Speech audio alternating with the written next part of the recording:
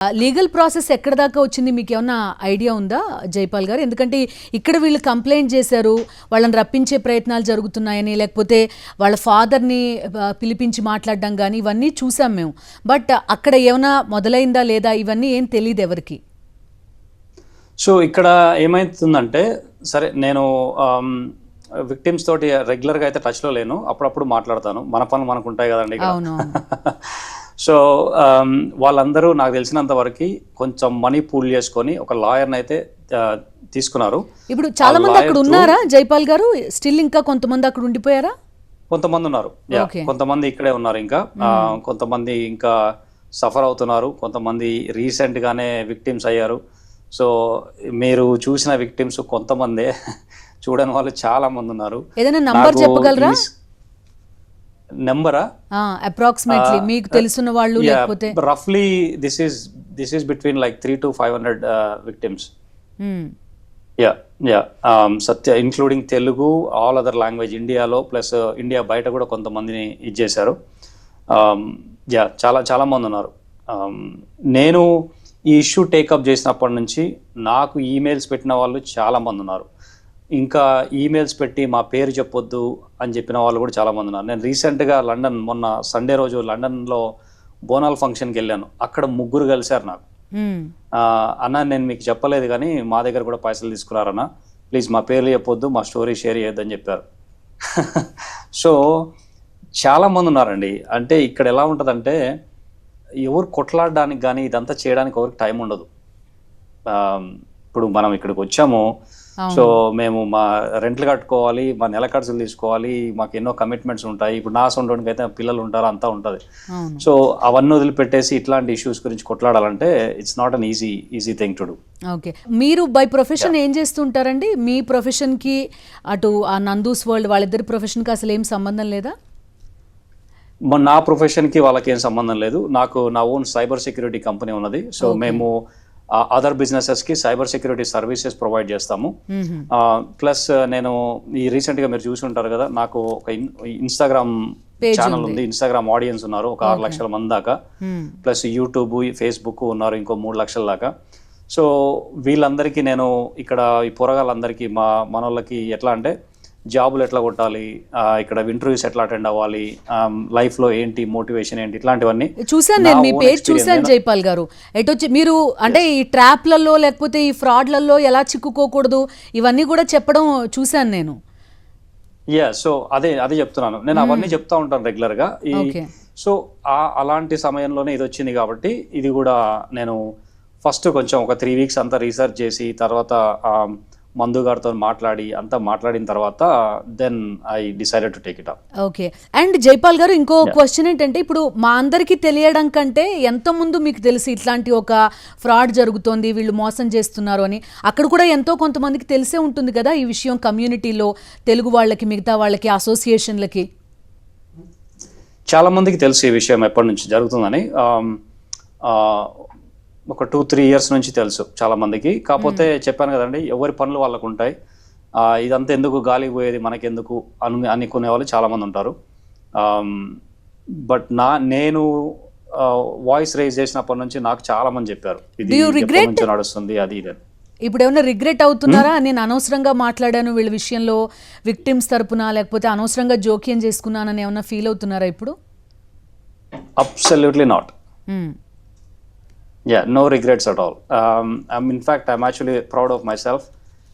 నేను సరే మొత్తం జస్టిస్ చేయగలుగుతామా లేదా అని పక్కన పెడితే, అట్లీస్ట్ ఒక వాయిస్ అయితే ఇవ్వగలిగాం, విక్టిమ్స్ తరఫున ఒక వాయిస్ అయితే ఇవ్వగలిగాం. మీకు అతి దారుణమైన విషయం ఏంటి తెలుసా? నేను 12వ తారీఖు May 12th రోజు ఆమెతో మాట్లాడితే, మేము మే ఎండింగ్కి we started posting content on social media. అప్పుడే మీడియా ఛానల్స్ కూడా అప్పుడే పికప్ చేయడం స్టార్ట్ అయింది. అప్పటికి కూడా వీళ్ళు ఇంకా చేస్తానే ఉన్నారు ఈ COS స్కామ్స్ అనేవి. సో వీళ్ళ ధైర్యం ఎలా ఉందంటే, ఎవడేం చేయలేడు అని అప్పటికి కూడా చేస్తానే ఉన్నారు. ఒక్కసారి మెయిన్ స్ట్రీమ్ మీడియా పికప్ చేసుకున్న తర్వాత ఆపేశారు. So at least we saved lots of people from being a victim to this. Absolutely no regrets. No regrets. Okay. మీకు పర్సనల్గా వాళ్ళతో పరిచయం జస్ట్ ఏదో కంటెంట్ క్రియేటర్స్ ఇలానే పరిచయమా? అదర్వైజ్ మీకు అసలు వాళ్ళకి అలా కూడా సంబంధం లేదు? నాకు అసలు వాళ్ళు పరిచయం లేదు. నేను ఓన్లీ వాళ్ళ యూట్యూబ్ వీడియోస్ చూసి ఫాలో అయ్యేవాడిని అంతే. నాకు అసలు వాళ్ళు ఎక్కడ తగలలేదు, ఎక్కడ పరిచయం కాలేదు. నేను యాక్చువల్గా ఫస్ట్ నా దగ్గరికి ఇష్యూ వచ్చినప్పుడు కూడా నేను నమ్మలేదు. నేను మీలాగనే నేను ఒక వీడియో చూశాను, మా మీద దుష్ప్రచారం చేస్తున్నారు అది ఇదని. నేను సరే కావచ్చు, ఎవరో చేస్తుండొచ్చు, వీళ్ళు ఎదుగుతున్నారు కదా బాగా. నేను చూడడం అంటే వాళ్ళ జర్నీ చూడడం కూడా అంటే బిజినెస్ క్లాస్ ఫ్లైట్స్, మంచి మంచి హోటల్స్ ఇవంతా అంటే ఓకే వీళ్ళ బిజినెసెస్ బాగా రన్ అవుతున్నాయి. ఎగ్జాక్ట్లీ. ఇప్పుడు వాళ్ళ కంటెంట్ చూసినప్పుడు కూడా ఏదో ఒక బాలీవుడ్ సినిమా లాగా, లేకపోతే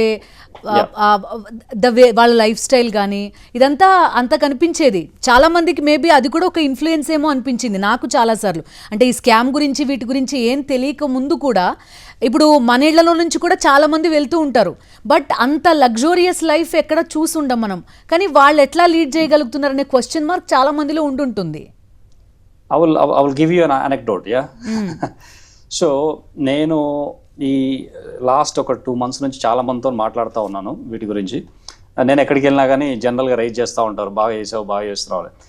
ఇక్కడ 20-25 years బ్యాక్ వచ్చిన వాళ్ళు కూడా ఎవరైనా సరే ఇండియాకి వెళ్ళాలంటే ఒక ఫ్యామిలీ ఆఫ్ 4 people, ఒక నలుగురు, వైఫ్, హస్బెండ్, 2 పిల్లలు, ఎవరు కూడా ఇంతవరకు బిజినెస్ క్లాస్లో వెళ్ళినట్టు ఎవరు చెప్పలేదు నాకు.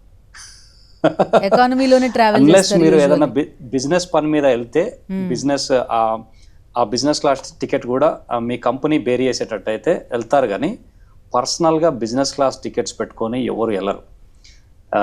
చాలా తక్కువ, very very very very minority, right? So అంటే ఒక్కసారి ఒక ఫ్యామిలీ ఆఫ్ 4 people ఇండియాకి బిజినెస్ క్లాస్ ఫ్లైట్లో వెళ్తే 20 లక్షలు ఖర్చు వస్తుంది. 20 లక్షలు, యా, 7 వస్తాయి. సో నేను ఫస్ట్ టైం అనుకున్నాను, అంటే అది చెప్పినా కదా మీకు, వీళ్ళ బిజినెస్ బాగా నడుస్తుండొచ్చు, వీళ్ళు మంచి వెల్ ఆఫ్ ఏం అది ఇది అనుకున్నాను. తర్వాత ఈ విక్టిమ్స్ అంతా వచ్చినప్పుడు, తర్వాత ఒక 2 brothers ఉండి చెప్పినప్పుడు నేను ఒకసారి వాళ్ళ కంపెనీ డేటా వెళ్ళి చూశాను. నాకు కూడా కంపెనీ ఉంది కాబట్టి నాకు ఆ కంపెనీ డేటా ఎలా వర్కౌట్ అవుతుంది ఏంటి అనేది అన్ని చూడొచ్చు మనం, ఈజీగా అర్థమవుతుంది నాకు. సో అది చూసినప్పుడు వీళ్ళకి రెవెన్యూ లేదు, ప్రాఫిట్ లేదు, వీళ్ళకి వచ్చే ఆదాయం లేదు, వచ్చే లాభం లేదు కంపెనీస్లో. అప్పుడు ఆబ్వియస్గా ఈ పైసలన్నీ ఎక్కడి నుంచి వస్తున్నాయి డౌట్ ఉంటుంది కదా. So then we started pulling information together. Okay. And ఇంకొక డౌట్ ఏంటంటే, మీరు చెప్తున్నారు అప్రాక్సిమేట్గా 500 దాకా ఉండుండొచ్చు విక్టిమ్స్ అని చెప్పి. వీళ్ళని ఎట్లా పూల్ చేయగలుగుతున్నారు అనేది కూడా ఒక క్వశ్చన్. అంటే ఇప్పుడు ఎవరైనా సరే ఇండియా నుంచి లేకపోతే ఈ చుట్టుపక్కల నుంచే రావాలనుకుంటారు, ఏదర్ తెలంగాణ ఆర్ ఆంధ్రప్రదేశ్. వీళ్ళని ఎట్లా పూల్ చేయగలుగుతున్నారు లోకల్గా అనేది కూడా ఒక క్వశ్చన్. సో నా అండర్స్టాండింగ్ చెప్తాను. వీళ్ళు ఏం చేశారంటే వీళ్ళ ఓన్గా వీళ్ళకి తెలిసిన వాళ్ళు కానీ అలా చేయడం జరిగింది. తర్వాత వీళ్ళు ఒక వాట్సాప్ గ్రూప్ స్టార్ట్ చేశారు. ఎవరైనా జాబులు కావాలంటే ఆ గ్రూప్లో జాయిన్ అవ్వండి అని చెప్పేసి. ఆ గ్రూప్లోనే 1000 మంది దాకా ఉన్నారు. దాంట్లోంచి విక్టిమ్స్ని తీసుకోవడం జరిగింది. తర్వాత వీళ్ళు ఏం చేశారంటే వీళ్ళు ఒక నెట్వర్క్ బిల్డ్ చేశారు. సో డిఫరెంట్ కన్సల్టెన్సీస్ కానీ వీళ్ళకి ఓన్ ఏజెంట్స్ ఉన్నారు. సో బ్రోకర్స్ అనమాట. వాళ్ళు క్యాండిడేట్స్ని పట్టుకొస్తారు, మధ్యలో వాళ్ళకి ఇంత కమిషన్ ఇస్తారు, మిగతాయి వీళ్ళు తీసుకుంటారు అనమాట. అట్లా చాలా చాలా చేశారు. ఆ రకంగా వీళ్ళు దాన్ని యాంప్లిఫై చేయగలిగారు. ఒక 2-3తో ఆపకుండా ఒక 300-400 దాకా అట్లా చేశారు.